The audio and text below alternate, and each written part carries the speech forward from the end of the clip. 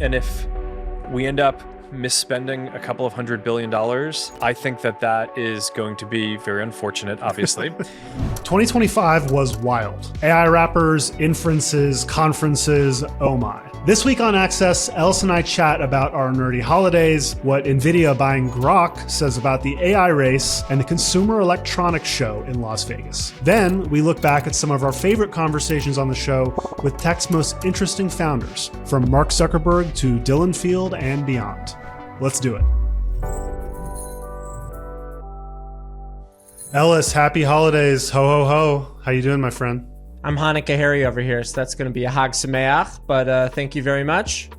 Enjoy your Starbucks cups. Yeah, we had a great dinner at your place with your fam the other night. It was nice to spend some time. How's the rest of your week been? It's been all right. You know, it's a little dance going to and from work, trying to get my brain back in action.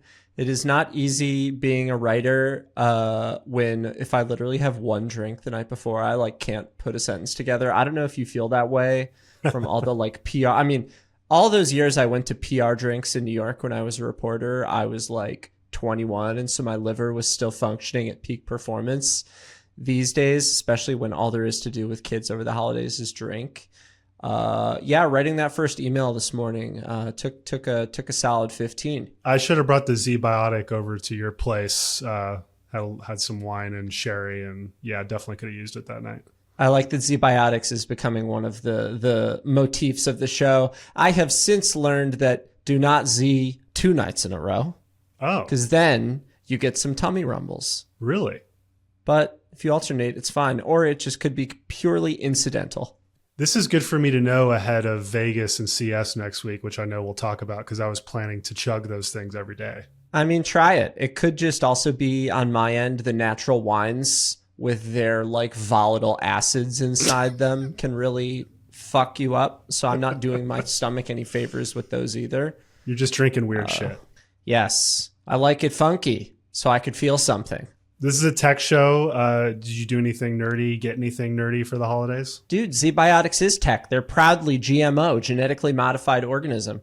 That's true, but did you get any Z-Biotics for Christmas? I'm talking about, or Hanukkah holidays.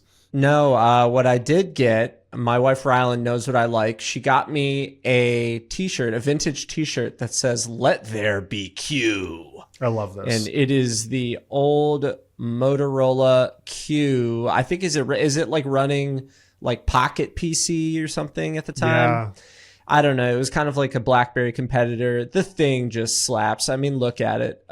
This is the reason to watch the YouTube video or give it a Google with us in picture in picture. It brings me back to an age where, obviously Steve Jobs gets so much credit for ditching all the buttons, but God, those buttons felt good to press.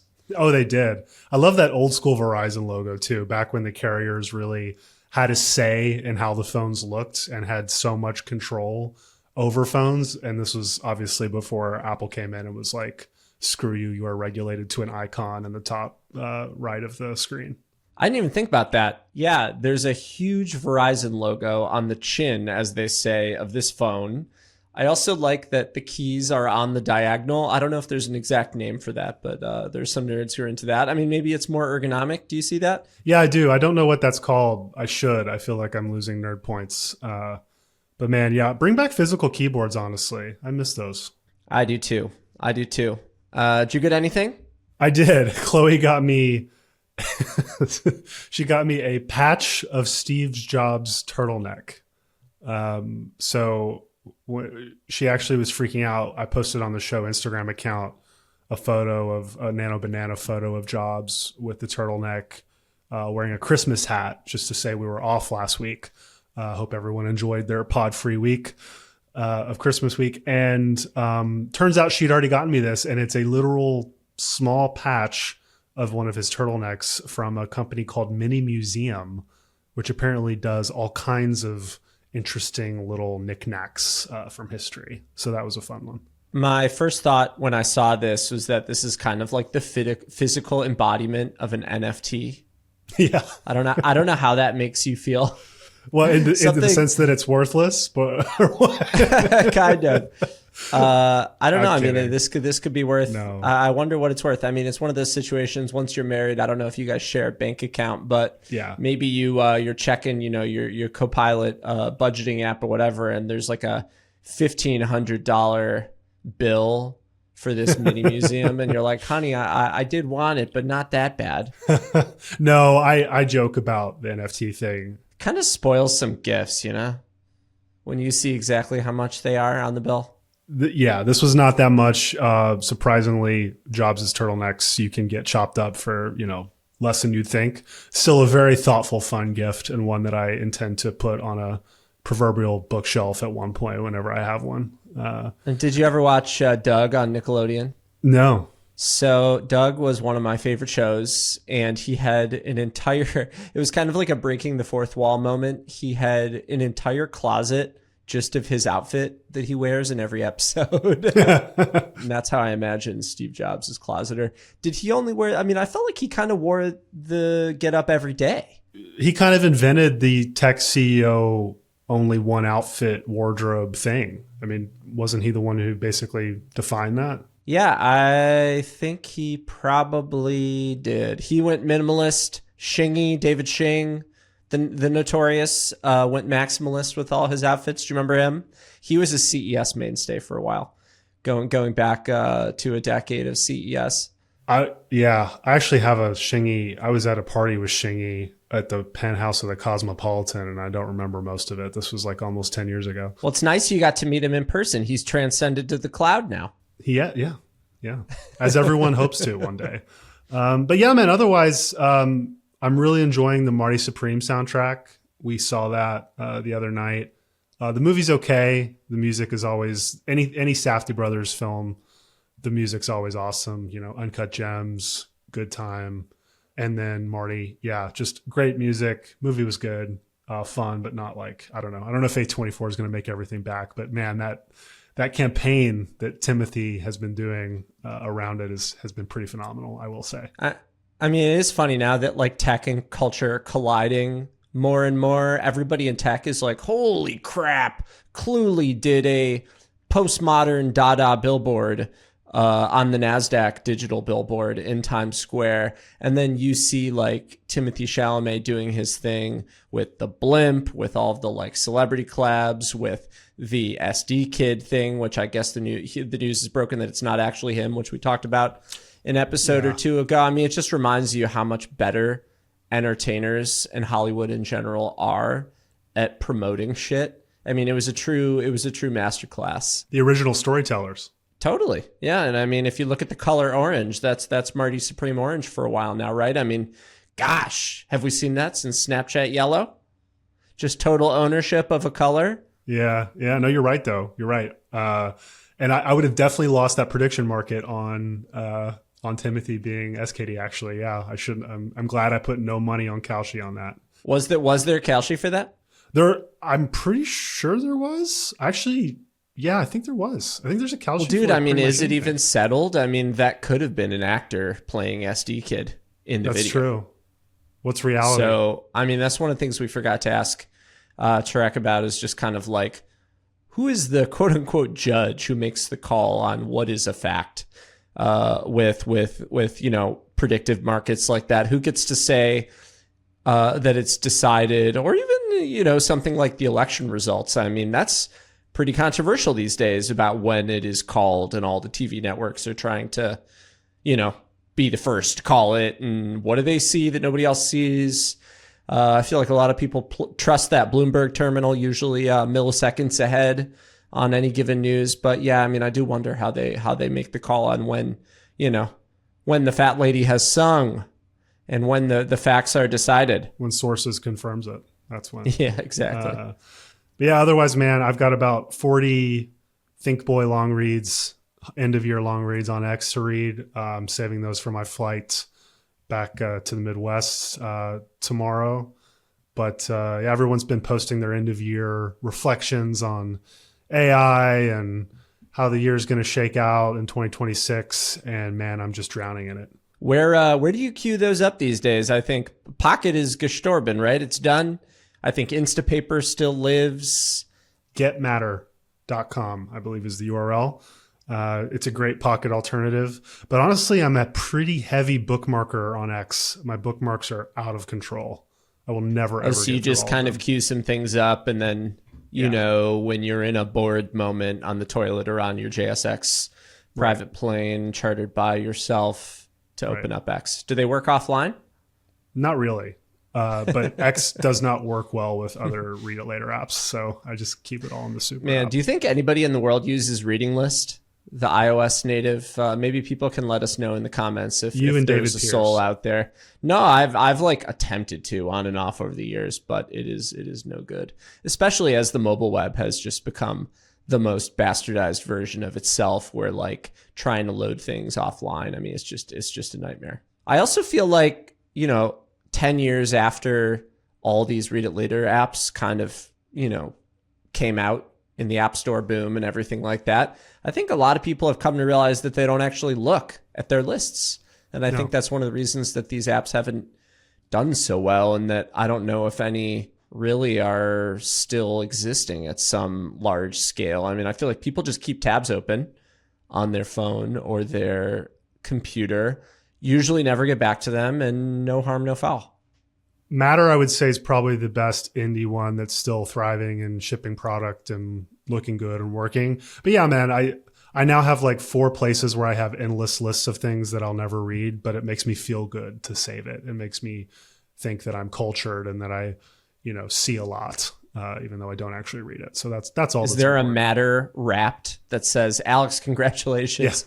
Yeah. You didn't read 89% of the things you saved this year. Are you a consumer app these days if you don't have an end of year Wrapped? Yeah. I mean, I would always get the Pocket ones, and I was always in the 0.001 decile of Pocket readers.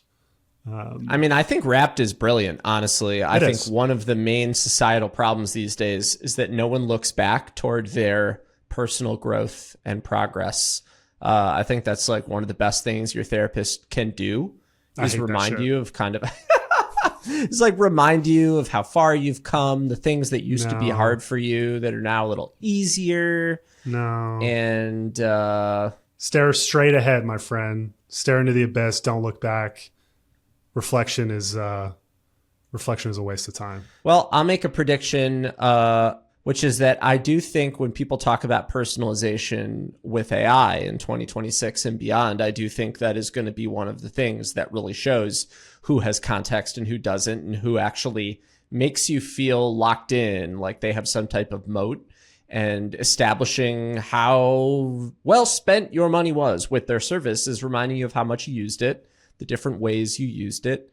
Obviously, the Spotify and the Apple Music one are not as differentiated as they once were, but I think they're also going to start using all your context to deliver net new insights to you. I mean, did you look at your ChatGPT year-end? I was trying to pull it up literally as you were talking, because I was trying to remember. It gave you like that zodiac type sign thing. What was yours? Do you remember? My 3 big themes of 2025. Building brands one name at a time. You spent the year helping companies find their voice. Systems, frameworks, and momentum. Number 2, you refine Meaning's Playbook, which is the name of my company, turning creative instinct into structure with repeatable frameworks, week by week deliverables, and sharper client processes that scale your storytelling craft. And I mean, that's easy for me to forget, it's like where I started 2 years ago. I mean, it was just doing hourly work and just kind of winging it. Now it has become a repeatable system. And then the last one, I like cameras, culture, and creative fuel. You kept your curiosity alive through film, photography, gaming, and cultural deep dives, each feeding back into your visual sensibility. And then it made, here was the best part, it said your year painted in pixels, and it had a little like lo-fi hip-hop girl desk.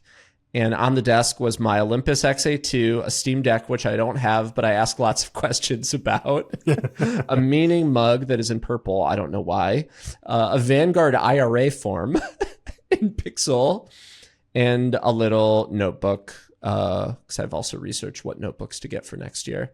I just thought that was wonderful. How many M dashes though? That's the real question. Yo, I've been an M dash user ever since I was like the OG Emily Dickinson soft boy back at the University of Michigan. So I never noticed all the M dashes because I use them myself so religiously. The fart of the mind. That's what I call the M dash. Yeah. I mean, I do have to actively stay away from it now so that it isn't, saying anything that my work shouldn't be saying about how it was written. What was your award? Mine was most likely to scoop the robots, which I thought was pretty spot on. If 2025 gave out awards, you'd get the Brand Whisperer Award for naming more startups than most people name pets, rewriting the internet one manifesto at a time, and somehow making it all sound cool. And then there's like a cute little, like a crystal quill, if you will, inside of a crystal inkwell with a star on it. Thank you for my participation award. And let me guess, your archetype was Explorer? My archetype, as symbolized by a little owl pointing at a map, holding a knight, the chess piece, the strategist. Oh, that was mine. Oh, yeah?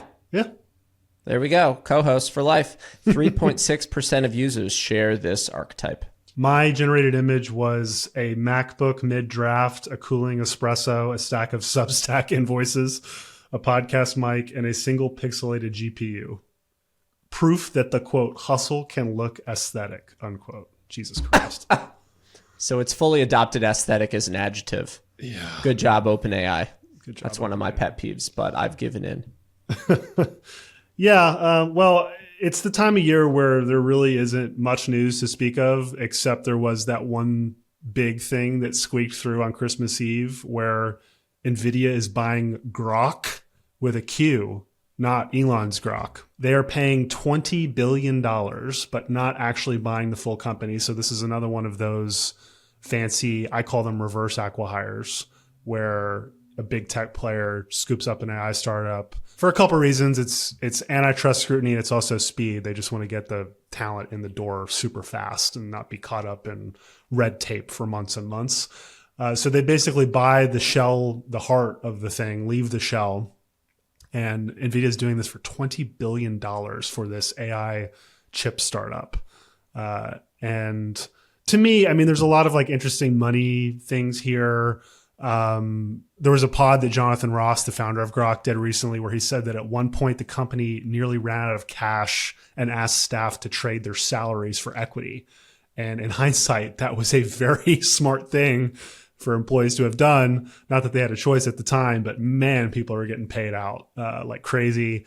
Like 50-ish people are coming over. And this is really, what this is about to me is inference, which is, you've got training on one side of AI, and then you've got inference, which is running AI in production. So like the urine wrapped ChatGPT thing that we just did, right? That's inference for AI. And that's really where the industry's going. And that's what Groq specialized in. I actually had a conversation with Jonathan, the CEO of Groq, back in 2024. This is when they were a measly $3-ish billion startup. And his goal, he told me, was to take about half of the world's inference compute, which at the time was much smaller than what it is now. I mean, these AI workloads in production at scale have just grown tremendously. So the market's getting huge. Nvidia was really focused on training, and I think Groq was nipping at their heels on this, rapidly growing piece of the pie of AI, and they get to take it out for $20 billion for a thing that, if it keeps growing the way it's going, is going to be hundreds of billions of dollars in value. So pretty smart, savvy. I love when a big tech player does a deal like this, like on a holiday, and doesn't put out a press release. It's just so clear, they're trying to bury it. They don't want the regulators in Washington who are not at work to see it, although of course they will. But they'll probably get away with it. And I'll just read. So there was this quote that Jonathan gave me back in August 2024. We were talking about NVIDIA and their focus on training and not inference, which he was doing. And whether NVIDIA would move more into inference. And he told me, quote, I mean, I think they would want it, but you have to decide whether or not you're in the training business or the inference business. The architectures are completely different. The economics are completely different. They'd have to give up most of their margin, right? They expect to lose money on training, but you have to make the money on the inference. Otherwise, what's the point? So the point ended up being worth, about $20 billion. Good for Jonathan, and nice move by Jensen. I guess that's the whole idea that the training, I don't know, is it becoming like a loss leader for some of these companies as they build apps on top of it as the training side gets a bit more commoditized? I think training's becoming more commoditized, and like the gains that, I mean, we see this, right, with like GPT 5.2 and even, the last Anthropic release, which was good, but like the gains for each model release are not as much as they were in prior years and prior versions. So the progress that you can make on a training run is collapsing. Meanwhile, there's just so much demand to use AI in these products. And it just takes, like Jonathan was saying, like it takes a totally new architecture, which, he helped invent with Groq. He also co-invented the TPU at Google, which is also more suited for training. So I think this just bigger picture speaks to the AI world, especially in 2026, moving more towards inference, running AI in the real world. And I think people still underestimate how much of these AI models are constrained by the lack of compute, and a lot of that being due to how it's architected around training and not actually running this stuff in the real world, which I think Groq was all about. So more AI for everyone, I guess. That's got to be hard to value, right? As the inference is also getting cheaper every day. Mm-hmm. Which was a big thing Groq was doing, was pushing the cost way down. Yeah, I mean, it's hard to value, but you look at just, if you are continually not able to sell as much as you would like because you don't have the compute, then you're in a pretty good position to just make a move like this. And Nvidia has, tens of billions of dollars burning on their balance sheet, and I think needs to make some moves like this. But this is definitely the biggest one of these, reverse acqui-hires. You've got like, I don't know if people even remember at this point, like Scale AI and Meta was one of these where they gutted it, Inflection to Microsoft, Character to Google. It's become this thing that I've just been kind of fascinated by, because it speaks to how fast these companies are trying to move and avoid scrutiny and get the talent, which is really like what this is all about. Is like there's only a handful of people that can build stuff like this, and they're worth just so much because AI is so valuable. It seems like nobody's even asking if whatever company is worth it anymore, because it's half of it is just like a thing to show your investors, press, candidates that you are also staying ahead by making these acquisitions. It's definitely not as clear as it used to be with some products historically. I mean, speaking of 20 billion, I remember going on PBS NewsHour a million years ago.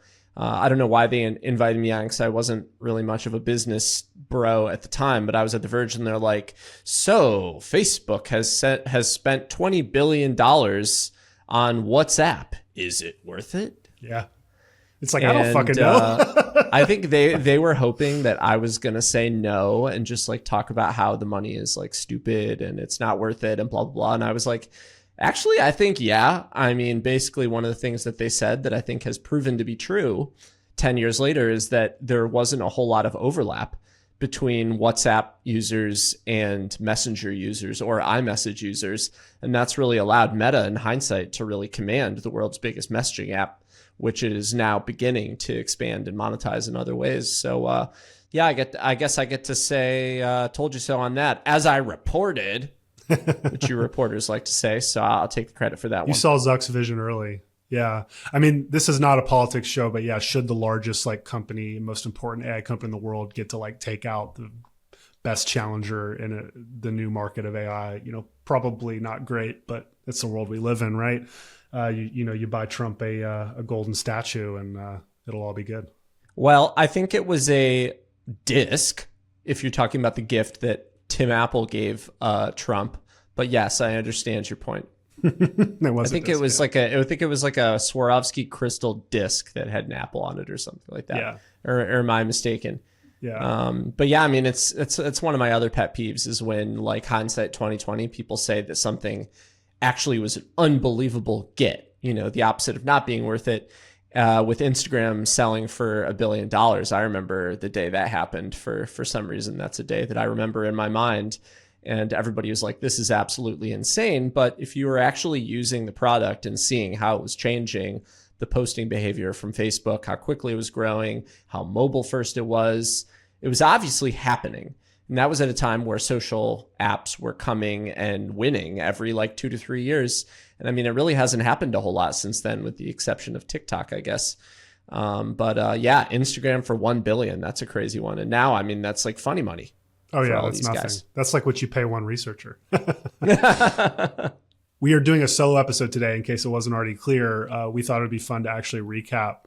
We've had a lot of great guests on the show. We're a new show, and as new listeners come in, we also want to remind people of some of the interviews that we've been doing, because to be honest, we get some pretty good guests. It's called Access for a reason. But before we do that, we are going to be in Vegas next week at CES to do a couple interviews that will be airing in the feed over the coming weeks. Very excited about that. Don't want to reveal the names quite yet, but great guests. It's going to shape out to be a great January, I think, on the guest front. This is your first CS in a long time, right, Ellis? I thought I was out, but they pulled me back in. Yeah. They dragged me back in. I mean, I always liked CES. I mean, the last time I was there was with The Verge. I mean, we had our own trailer with the whole Verge wrap. I mean, it was just like peak. It was awesome. And I mean, remembering the last time I was at CES, I remember trying on the very first version of the Oculus Rift taped together. That turned out to be a thing. Yeah. We can also throw on B-roll of a video of me doing a 360 treadmill of the Virtuix Omni and almost throwing up everywhere in 360-degree projectile vomit. That did not turn out to be a thing. But I mean, honestly, I look back so fondly on that time, because as much as I love software and as much as I've written about software over the years, I mean, whether it's the Motorola Q or the Oculus Rift or any of these new things, the tech you can hold is always going to be more fun, I think. And I'm not sure to what extent CES is still that place or just a place for all the advertisers to meet up just because it's something to do. I mean, none of the big brands are debuting things anymore. I don't think. They're all doing their own keynotes, but I'm sure there's a whole lot of wacky stuff there. There is. This might be the third year in a row that I pick up my badge but don't go to the show floor, which is kind of a thing that I've liked becoming. I've liked turning into a ritual. But yeah, no, the show floor at CS has not mattered in a really long time. Do booth babes still exist, or is that also long gone? That's pretty much gone, thankfully. What has now happened is there's this second CS, the shadow CS, that happens at all the fancy hotels where I spend most of my time because I'm a schmoozer on steroids, I guess. But yeah, it's like a bunch of more late 90s, early 2000s rapper parties than you could imagine. This year, I think Snap, your former employer, is going to have Snoop Dogg. Yahoo is going to have Public Enemy, which is it's just perfect, man. It's a perfect encapsulation of CES or parties like that. And I'll be doing a dinner actually with some great people at the Wynn one night. I'm excited about that. And hopefully I can drag you to the poker table. I know you're only in town in Vegas for a little bit with me, but got to get you playing a little cards. I can cheer you on, you can cheer as a good co-host does. Okay, cool. Well, we should get into our recap here. So first up, we got to start with our first guest. We came out with a bang. We had Zuck from Meta. This was a annual sit down that I do with him. He's gracious enough to do it for the new pod with us, which was great. And in hindsight, I should have known that this was going to be the clip that went the most viral. How did you not know? Sometimes you think you have the news judgment after all these years and you still have a blind spot. I guess that's why it's still fun. Sometimes you just still kind of never know if a tweet is going to hit or not. Yeah. Anyway, there's this moment where I talk to him about the AI bubble, and he talks about maybe losing a few $100 billion, and people really latched onto this. Let's play it. No one knows when superintelligence is going to be possible. Is it going to be 3 years? Is it going to be 5 years? Is it going to be 8 years? Whatever. Is it never going to happen? But I don't think it's never going to happen. I'm more ambitious or optimistic. I think it's going to be on the sooner side. But let's say that you weren't sure if it was going to be 3 or 5 years. Like in a conservative business situation, maybe you'd hedge building out your infrastructure because you're worried that if you build it out, assuming it's going to be 3 years and it takes 5, then you've lost, maybe a couple $100 billion or something. I mean, my view is that that's a lot of money. Well, no. Well, I was going to say, in the grand scheme, it is objectively a huge amount of money. Yeah. Right. I mean, didn't you just tell Trump you were going to spend $600 billion? I mean, that's I did. Yeah, through 2028, which is that's a lot of money. It is, and if we end up misspending a couple of $100 billion, I think that is going to be very unfortunate, obviously. But what I'd say is I actually think the risk is higher on the other side. So yeah, a sentence that not many people can actually say. But yeah, what did you make of that? Well, what's he doing with it, you think? I mean, I know a lot has gone into Llama, which is not getting the headlines that it once was, being the open model that it was. I mean, how would you break down that investment, you think? I think next year is the real year where they have to prove that they're going to get something out of all of this, all those big hires he was doing this year. They're working on a new model. It's apparently called like Avocado or something. I hope that's not the public name. I think that's the internal name. And I think they want to be back on the frontier. What are you talking about? We like avocados here in LA, Alex. Yeah, they're fine. But I think they want to be back on the frontier, at least kind of nipping at the heels of Google and OpenAI and Anthropic, and not like so far behind that they're totally out of the conversation, which they are right now.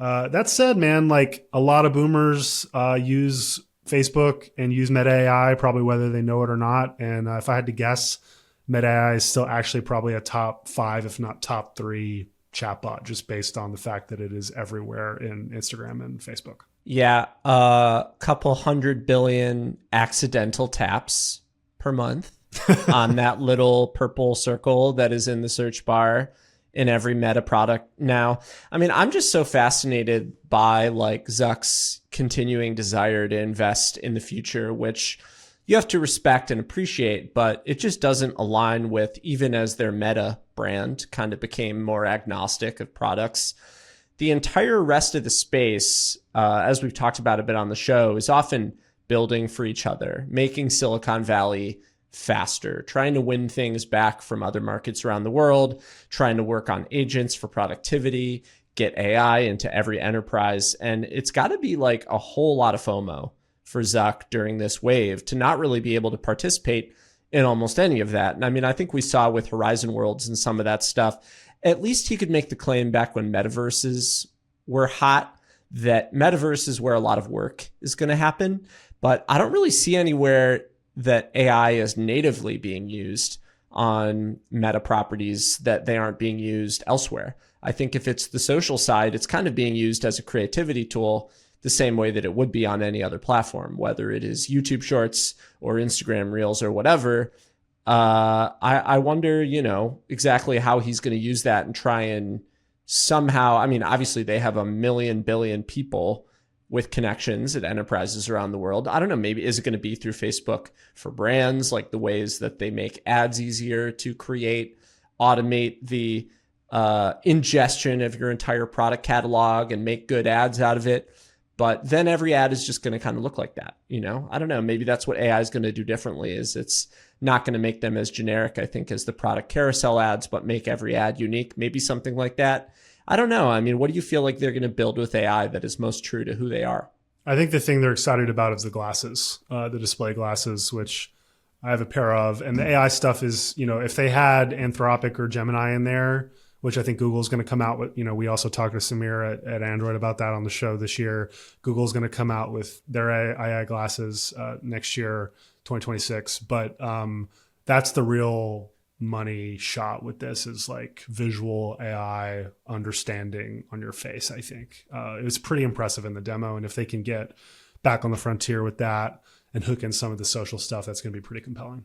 Our next clip is with Friend AI Pendant CEO Avi Schiffmann, who told us a bit about why he was spending most of his VC money on billboards around the world. I think they were in New York initially. Now they're rolling out in Europe.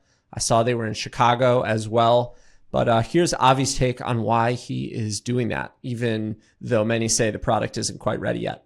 What I admire about you is you have such a strong like vibes based belief. Like you're saying like you don't care about the studies, like whatever. You're doing all this anecdotal research and you have this conviction that seems also like personally rooted in what you want. But you just seem to know like in your bones that there's a market for this. I mean, I feel like your intuition is like 1,000 times higher bandwidth than like all these bullshit case studies and all these things, right? Like, you always know like the right thing, like, especially with like, human relationships, right? Or all kinds of things. Like you always have like a strong gut feeling. And like, I've just found that when you trust that, it works well. Like, I think the majority of people really need to have like a test of faith in their life where they really do a major project or whatever, where they really trust their intuition and they see success as a result of that. And I think once you see success of really believing in yourself, I feel like that's something that sticks with you for the rest of your life. And I think I've had quite a lot of that, at least in my youth. And I think that's definitely what helps me now. Am I probably overconfident in some way? I don't know, probably. And I don't think I'm probably doing everything correctly. And I think, there's a very high chance that maybe it all collapses and I get to just drive off a cliff or something. And, we'll see what happens. But I think I would rather just try. And I feel like there's no aspect of friend that looks like we didn't try. And, I'm just down to go all in and like see what happens. Like I don't like to hedge and I don't like to compromise in absolutely anything. And I don't know. I also just feel like I try to have, I have no side projects and there's nothing else I'm thinking about. And I feel like I spend 99% of the time trying to think about the strategy aspect of it. And, there's not many things that is going on internally at the company. It's just me and two other guys. We're just hyper focused and it feels like the right path. It just like it just feels so, I feel like I just like give into destiny. And I have like a religious fervor in like my intuition and to just to trust that and see what happens. Interesting looking back to this moment. Avi definitely came out as one of the first torchbearers for, mass market AI companionship. I think there have been a lot of tweets since then pointing to the App Store reviews showing that, they really don't have very many users or this or that. But I guess his big bet is just trying to become the Kleenex for AI companionship, which is an interesting cultural bet that in terms of marketing theory, when people think to themselves, I think I'm ready for an AI friend, of course, I'd go to the one that I've seen on the billboards, friend.com. That's why he paid so much for the URL. At the same time, though, I do think the product has to pay it off. And I think if there's one thing I've personally learned since then, including working on a handful of other AI companion clients and trying out others in the real world, is that the context really does matter so much in starting conversations. And I think Friend, in its current iteration at least, was listening for not a whole lot of reason. At least in terms of the 2 months that I tested it before the billboards went live. Now I'm a little afraid to wear it because I don't want to get punched in the face now that everybody knows what it is. But I've tested one, for example, that looks at your email and your calendar and other things that you share with it. And it was able to, in my view, act a lot more like the type of friend that I want as a result. It was able to recommend music and movies and games to me. It was able to make things based on pictures it asks for with AI. And I can't share quite what it is just yet, but I do think that feature set is going to be more or less commoditized, which is the reason that I bring it up. AI companions that have access to all of your context. And I have come to believe that is probably going to be a far more fruitful route for personalized AI than listening to your world. So I think maybe some people will be relieved by that. All that said, it does seem that on the other side, Avi really was onto something with this physical object that you could talk to. I think we're now starting to see the Stream Ring and some other products come to market that allow you to talk to AI at any time to record notes, ask questions, get results back on your phone. But yeah, I almost view those as like two separate things. One is the friendship side that needs to deeply understand you from day one if you're going to use it. The other is just the omnipresent AI in your life that you, sick it on tasks and set up reminders and ask it to order more groceries and things like that. Yeah. My thing with Friend, and I told Avi at the time, was like it was too opinionated and not useful enough from like a productivity granola recall perspective, because it was just this, very like opaque a thing that you could talk to and weren't sure what you could get back. You couldn't pull up transcripts. You couldn't if it had all that functionality and the opinionated, Avi AI persona as well, maybe it would have done a little better. But yeah, I've seen the jokes that he has more billboards than users too on X. But I got to give it to Avi. He swung for the fences on this one, and I'm sure there will be an interesting end to that story, whether Friend in its current iteration works or not. Yeah, I mean, do you believe that everybody is going to have more than one AI, like the companion AI and the useful AI? I feel like I'm not that's sure. something that I've been going back and forth on it a lot, because I do believe that in the same way that people don't want to talk to their EA the exact same as their therapist. Obviously, they have different skill sets, but I think the human mind is kind of contextually compartmentalized in that way. And then again, I mean, he is right that I do think people are more honest with these AIs than they are with the people that they know. So his instincts, I think, if he has time and enough runway to pivot and make it even better, could be really interesting. Yeah. Well, speaking of runway, see what I did there. Let's go to our next clip. We had Chris, the CEO of Runway, on the show, and I enjoyed this exchange we had about Hollywood's fear of AI because it's only gotten worse since this conversation. And I like what he said about this topic because the mood here in LA on AI has really, I think, only gotten worse. And the mood just in general has gotten worse since this conversation around Hollywood and the entertainment industry. And I've been actually referencing this exchange in some conversations since then. So let's go ahead and play it. Ellis and I both live in LA. The mood is, I would say, I don't know how you would describe it, Ellis. It's like not great. It's kind of grim. It's like a mix of not great and like highly buzzed on matcha, I would say, which is not a good combo. There's a lot of like out of work writers at all time in Ellis's neighborhood, like on a Tuesday afternoon, like people I bring just... the tissues and they're all gone by the time I leave. But do you think that has something to do with AI, or is something else structurally? No, I about don't. I I think it has a lot to do with the government and the tax incentives and a lot of practical stuff that people don't talk about. But Yes. there's already this mood. And then there is, I was just having lunch with like a talent agent last week. And he's like, this is all anyone can talk about, right? Is AI. It's going to take all our jobs. Everyone's already feels like their jobs are being taken.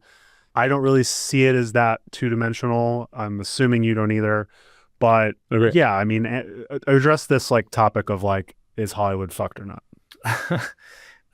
Well, I think you actually said something interesting, which is like a lot of the causes for why Hollywood is like in this spot right now has to do with something people don't want to speak about, which is like all the things people know are structurally like not really working, but they're hard to address, which is like tax incentives, the strikes, there's like projects being done overseas, there's like all the things that are just like outside of AI. It's like it's like similar to the water problem with AI. AI, I don't know if you guys have kind of tracked some of the narrative. It's like people were obsessed with like consumption of water of AI, and like if you plot that against like every other like water like consumption of water in other industries, like golf courses consume like 6% of the water in the US, and data centers like less than 1%.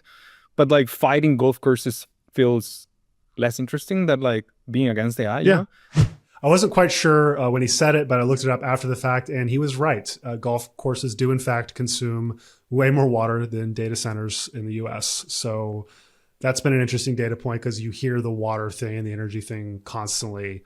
And in fact, there's many other greater energy sources than data centers. Not to say it's not growing, but I think just an interesting example of how people latch on to these narratives to try to make themselves feel better and give themselves a villain to project the, I think, rightful concern that people have about the state of Hollywood. But thought it was an interesting exchange. Yeah, I also think that, as always, it's a bit more nuanced than it initially seems when it comes to AI for Hollywood. I think when people think about AI for Hollywood, it's often about replacing actors, making things faster, all of that type of thing. But I think what we've seen, at least for now so far, is that people absolutely hate the AI aesthetic, which I think you could arguably claim is maybe like closest to what Marvel has been doing, even without AI, in terms of the blurry, careless CGI that has been a big part of their movies for the last 10 years.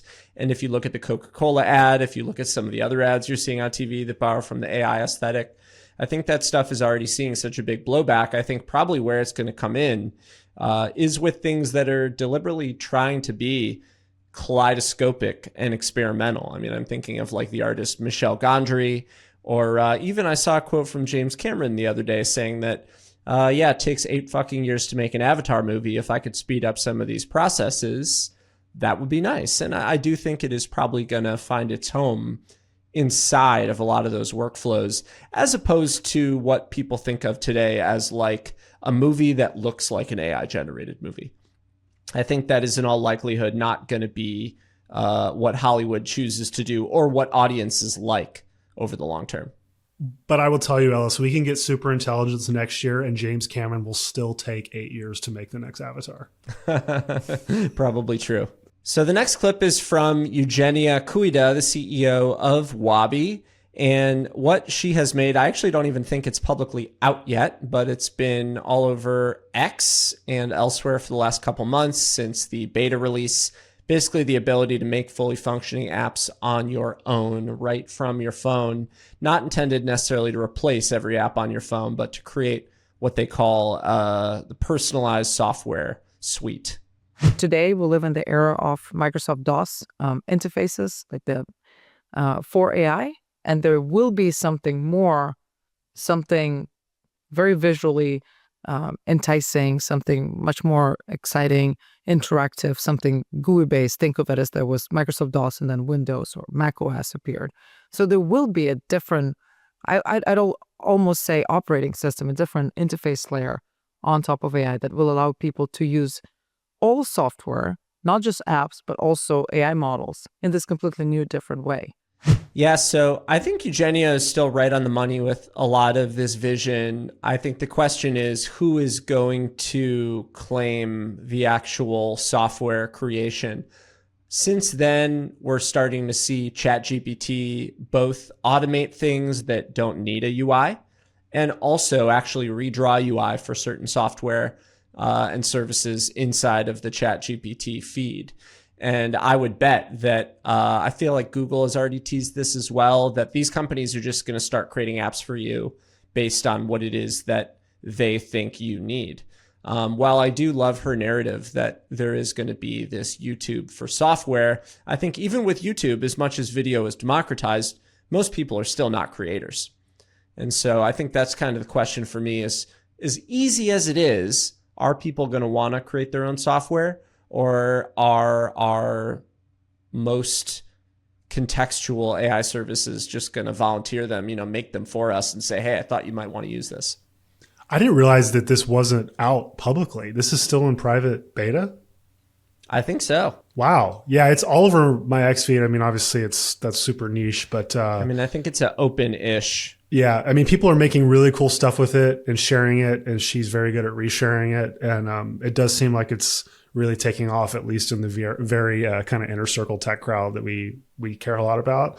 I'm very curious to see once it's in public release, like full public, how people adopt it. Yeah, and what the usage is like. Her app store for AI apps concept I liked, and I remember how we were needling her on the app store rules and Apple and how she was gonna have to dance around, the fact that they don't like apps within apps. And then I saw after the fact that one of her advisors is Matt Fisher, who ran the app store for like almost 20 years. And I was like, oh, she's figured it out. So good for Eugenia. And yeah, even still in private beta, getting a ton of traction with that. So good for her. Yeah, I can't say I've had a ton of luck myself trying to make apps for myself. Maybe I'm just asking for the wrong things. I think a lot of this stuff is still to be worked out. Things like push notifications especially seem to be a little iffy. Like if you want to set up an app to send you a push notification whenever some cool artist refreshes their merch page or something like that. Or your daughter poops. I think that's,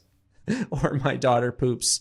Hey, we could probably combine that with the toilet sensor and have it all be fully automated, right? I think there's a startup for that. MCP, that shit up. Yeah, let's do it. Yeah. But it's all happening pretty fast, which is fun to watch. I will say my home screen on my iPhone has yet to change. That's a good sign. As some metric. Okay, let's go to our next one. So this is Winston from Harvey, the AI legal wrapper startup. And this was our first live show, which was also really fun. But I particularly liked, and listeners enjoyed what Winston had to say about surviving as a AI wrapper against all of the other big AI labs. Yeah, do you worry about getting Sherlocked by OpenAI or Anthropic? 100%, and I think it is the best hygiene for an application layer company to have. Like, I think if you are thinking that, you are going to make some company bets that prepare you for that long term. It's going to make you maybe eat some short-term gains, but it will help you long term. And I'll give you an example of this. As simple as we started our GTM strategy going to like the largest firms and the largest enterprises. The reason why is partially, I strongly believe that if these systems get better, a lot of the lower end legal work is going to get commoditized.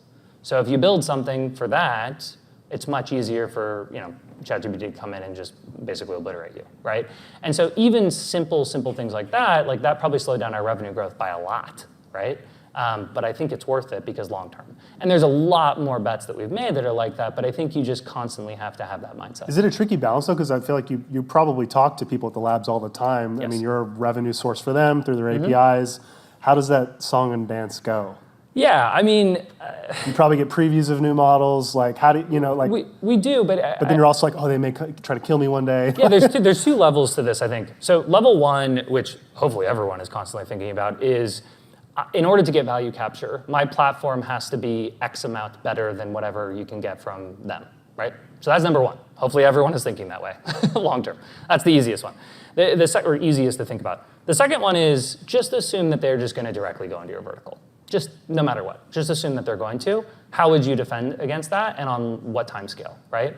And you can think like, what are the advantages that they would have? What would they build? How would they get mass distribution? Like all of these different things. And if you're thinking about that stuff long term, you might be giving up ground to some like current competitors in the like startup space. But long term, you have like just a much bigger moat against, I think, what actually matters. So yeah, Winston is obviously, and Harvey, considered one of the preeminent successful quote-unquote wrapper companies where they were very early to just incorporating models and going very niche into the legal field in this example, and seem to be having a lot of early traction. But yeah, no, people, especially I think the more entrepreneur crowd, really appreciated his perspective on this. It's nice to look back on this, some of this stuff that seems questionable in the moment about, the value of a wrapper or otherwise, a few months later starts to feel obvious, companies building for specific verticals, specific industries, specific needs, security requirements based on what sector they're in.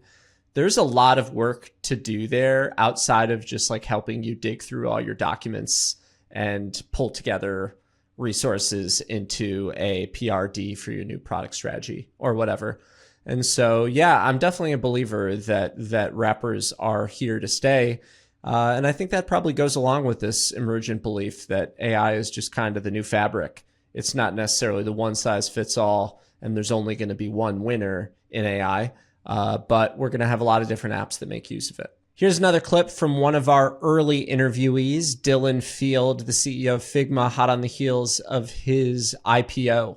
When you're generating things and you're getting this average result, that's not what people want. I think that we're in a world where with AI, good enough is not enough.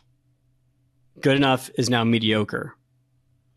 So if you really want to stand out, you have to be great. How can Figma help make you great?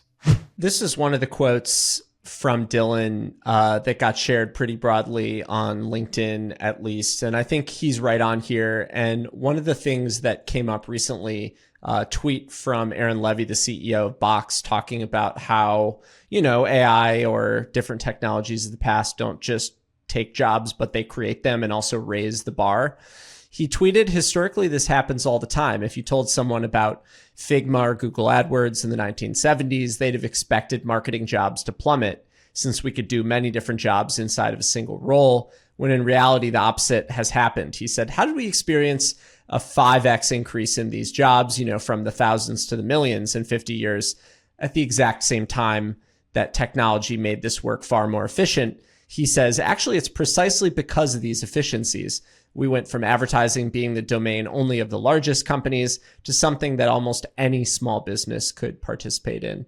I feel like this is definitely a vision that is also coming true. The idea that while some jobs that either were slow or outdated or outmoded will go away. Essentially what AI is doing is giving a lot more disciplines that people usually didn't have access to far more people, far more companies, and also raising the bar at the same time for what that looks like. I mean, even if you just look at the way that Facebook ads have changed over the years, or even Google ads, as so much advertising, performance advertising at least, has gotten automated, it pushes forward the cutting edge and the state of the art faster and faster because everybody is competing against each other. There's still as much competition as ever once the tools get better, and so that just pushes people to be better in their own right.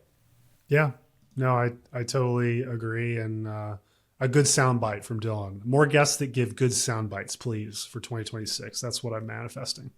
Okay, I think we could end it here. This clip was, I think, a special one. We had Raiza Martin, the founder of Huxe, as an early guest on the show. And she shared more of a personal story of the nerve-wracking, gut-wrenching process of leaving a cushy job at Google to build a startup, and some advice that her husband gave her. And I thought it was really nice. So you're riding high, you've made Google cool, and then you decide to leave and do a startup. Is that what happened? Yes. Yes. I actually, I think it was so unbelievable to many people that they thought I was unwell. And I didn't realize it until later that people thought I might have not been okay. But they, I'll never forget when I quit, Josh was like, hey, he's like, maybe you need a break. He's like, maybe you just need a vacation. Maybe you're tired. And I was like, Josh, what are you talking about? I was like, this is the biggest moment of my life. I'm like taking this thing that I worked so hard for, and I am leaving it behind because I see the promise of something else outside. I was like, I've never thought clearer in my life. And it was actually quite emotional for me, because of like what I had shared earlier, which was I didn't come from particularly wealthy background. Like I immigrated to the States. I didn't get to go to college, and I found myself at Google making more than I ever had in my life.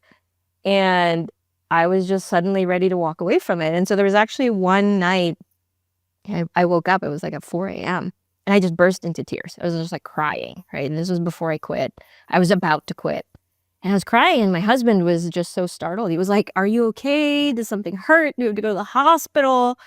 And I was like, I'm so like emotional about this moment because I realized that my dream was to go start a company. And I was like, I have never felt that the right time was now more than ever. But I also have never felt so poor in my life. I was like, it's so crazy that I like am imagining walking away from this thing that I built for me and my family. And my husband was looking at me. He's just like, listen to this. He's like, listen. He's like, they're going to try to give you like money to stay, right? But he's like, how much do you think you're worth? How much are your ideas worth? I was like, what? He's like, what's the number? He's like, how much is your idea worth? I was like, I don't know. He's like, okay, is it $10 million? I was like, I don't know. He's like, is it 100 million? And I'm like, what are you asking me? I'm like bawling my eyes out. You're asking me a number. And he like grabs me. He's like, listen, girl. He's like, you are not a $10 million girl. You're not even a $100 million girl. He's like, you're a $1 billion idea girl. And he's like, you go out there, you do it. And he's like, and I got you. And I'm like, what? Where did he get this at like 4 a.m? But it was to me like just one of the most like impactful moments of my life where I was like, here I am, thinking about it this way. And I live with this person who sees me in this like totally different way. And he was like, you go get it. He's like, you go quit your job. He's like, don't go into this afraid. And I was like, man, wow. Yeah. Crazy. I think he's coming on the show next. What a guy. Yeah. Yeah, man, that's just what it's all about, right? I don't know. I've been thinking a lot about that, especially, you started a business recently. I started one very recently, and the pressure you put on yourself and having people in your corner like Raiza's husband saying stuff like that. And, it's the entrepreneurial journey, right? And I thought it was really cool of her to share that with everyone. And I got a lot of good feedback that people appreciated her vulnerability there. And I hope for more combos like that next year, 2026. That's tech at its best, right? And I mean, playing off that last quote about AI raising the capabilities and the bar, I do feel like while there is an insane amount of money being thrown at startup founders right now, you've got to believe that there are a lot of other people who aren't necessarily startup founder CEOs, who are considering starting a business for the first time, an internet business, an online business, a subscription, a service, content, now that it is getting so much faster to create and monetize and share and market whatever it is that you do, whether it is through Shopify, whether it is through AI generated video, whatever it is, even having an AI EA or even a real EA that lives somewhere else around the world that's empowered by AI. I think people are getting faster and a lot more likely to try on their own, where before maybe it would have felt insurmountable. Yeah, and Raiza is living proof of that. And Huxe is growing, it seems. And I still check it every now and then. Do you check it? Not in a minute, because my podcast time has been taken over by my 1.5-year-old now that she can demand Twinkle, Twinkle, Little Star. So that kind of coincided with the Huxe launch a little while ago. Fair. But yeah, I think I would be checking it otherwise. That's a good reason. Well, that was our recap of the year. I mean, we launched the show in September.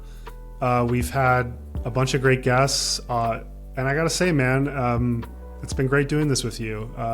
It's been cool to, we've been friends for a long time, but to kind of reconnect through this show and have families hang out and get to talk about all this stuff, it's meant a lot to me. So thanks for being on the ride. Likewise, my friend. Also, big thanks to our families for supporting us. We all know that podcasts take time, especially when they are with busy founders whose schedules are always in flux pretty much until the night before. There's a lot of time that needs to be shuffled. So thanks to anyone out there who supported us. And with that, don't forget to subscribe everywhere you get podcasts. We have a website now that Ellis vibe coded over the holidays. It's access.show. Check that out. Give us feedback. You can find us in video at Access Pod on YouTube. Definitely subscribe there. And if you like this episode, please leave us a 5-star review or thumbs up on your podcast player of choice. It really helps, and share it with a friend. That's even better. You could find me at Hamburger on Twitter and at meaning.company for all your storytelling needs. You can find my newsletter at sources.news on Substack. Access is part of the Vox Media podcast network, and the show is produced by Hooked Creators. See you at CES, Alice. Bye.